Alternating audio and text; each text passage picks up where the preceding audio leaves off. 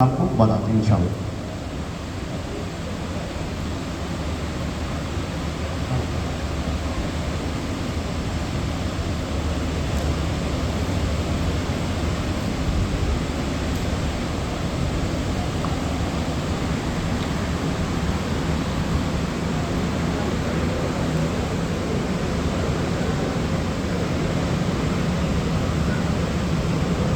अस्सलामु अलैकुम रहमतुल्लाहि व बरकातुहू।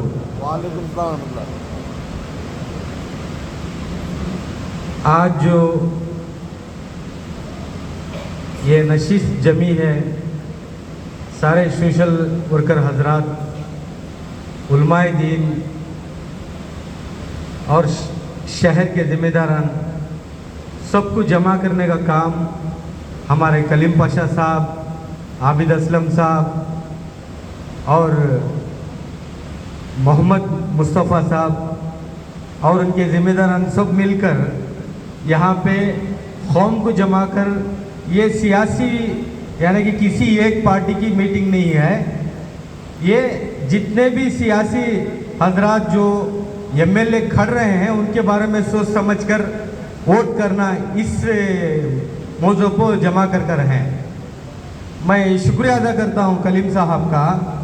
जब डर डर बोले तो मुझे कौन भी मीटिंग में बुलाते नहीं, ये डर के वास्ते क्या तो बोला था भाई ने घर को ऐसा। अब कलीम साहब और मुजीब साहब जो बात उठाए, डर की बात थे, मैं वहाँ से मैं बात शुरू करता हूँ। जब केजे हल्ली और डीजे हल्ली का मामला आया, उस वक्त इसमें बहुत से हजरात हैं, उनके बहुत बड़े कुर्बानियाँ हैं, यानी कि हर एक जो हजरात थे फसाद को रोकने का काम कर रहे थे। बदकिस्मती इसमें एक दूसरे की एक खींचे सभी जेलों को चले गए। मैं एक वाकया बताता हूँ, मैं किसी पार्टी के ऊपर टारगेट नहीं कर रहा हूँ, लीडरों के ऊपर टारगेट करता हूँ, एमएलए, मैं नाम नहीं लेना चाहता।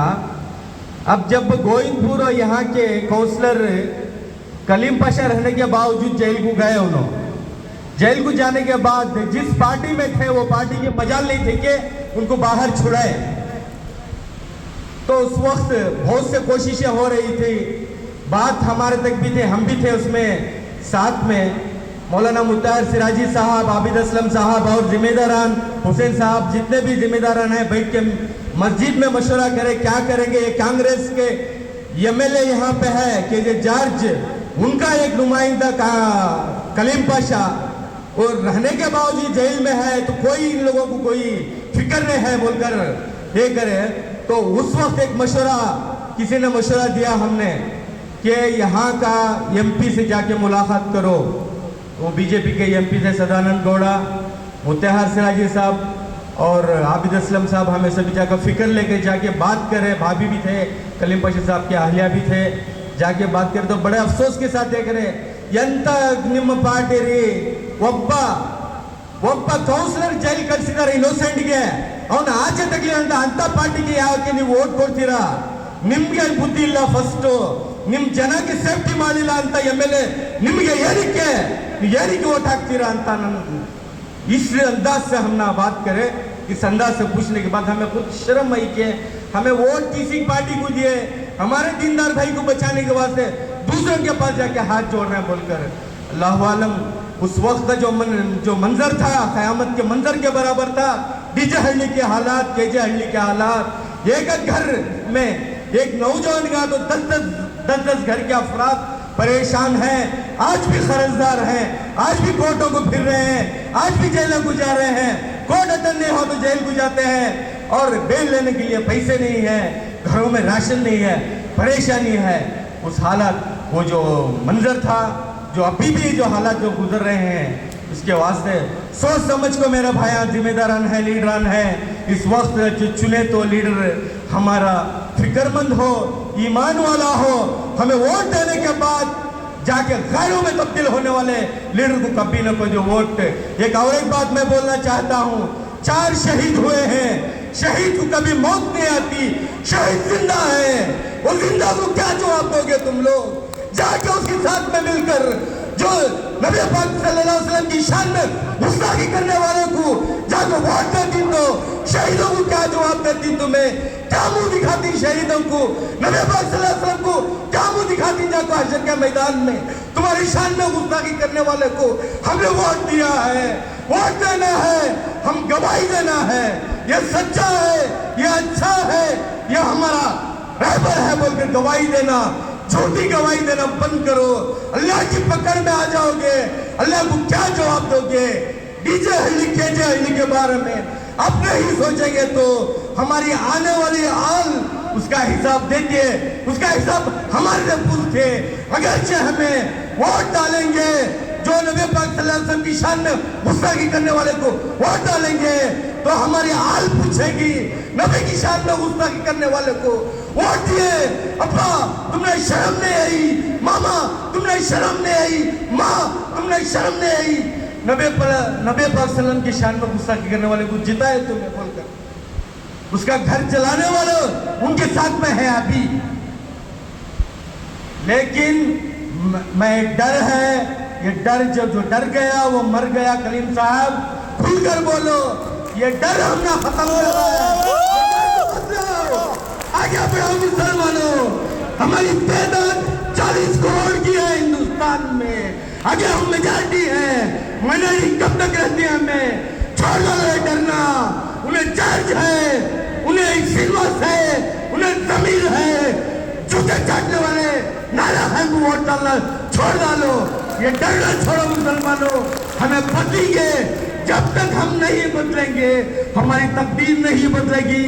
अल्लाह भी पूछता है तुम्हें जागो क्या करे, डर डर खत्म करो, उल्मा से नाराजगी मत करो, उल्मा से नाराजगी मत करो। एक जो मंडिया की बच्ची मुस्कान कुरान के अल्लाहू अकबर का नारा करी, सारी दुनिया में नारा पहुंचा, सारी दुनिया हमारी गवर्नमेंट को थूक रही है, लेकिन उल्मा के सीने में कुरान है। अगर ये सारा कुरान हमारे ऊपर इस्तेमाल करे तो फिर से दुनिया में हमारा ये होगा। 800 साल 900 साल हुकूमत करने वाली कौम है हम, किसी के गुलाम नहीं, हम तो राजा है, सुल्तान है, हम सुल्तान बन के रहेंगे। अब सोच समझ के इस वक्त जितने भी जिम्मेदारान आकर हैं, एक जिम्मेदार नहीं 100 लीडरों का जिम्मेदार है, जितने भी यहाँ पे बैठने वाले हैं, इन सब को देखकर सीखकर ये बोलना सीखे हैं।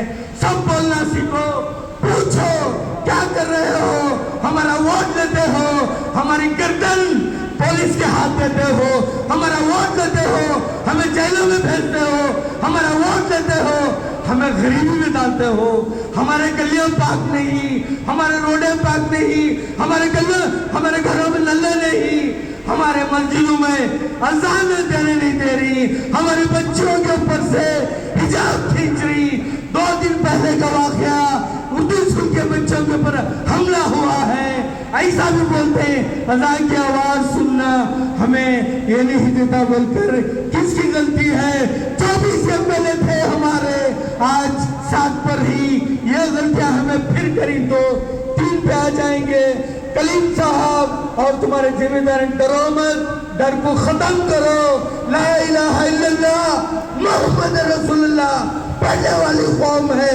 हमारी गर्दन हमेशा तलवार की नोक पर है, फुलबारियों के साथ हमें हिंदुस्तान जीते हैं।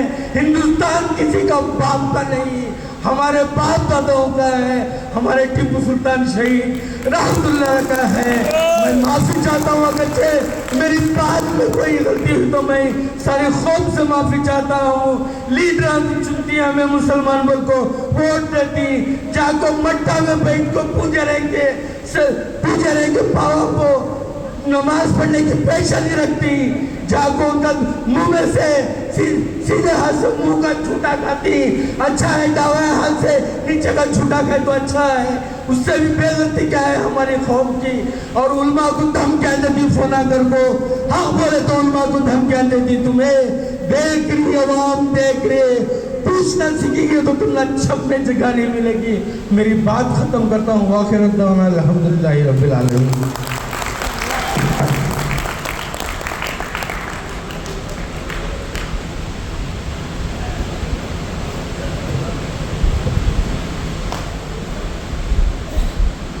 शिवाजी नगर में है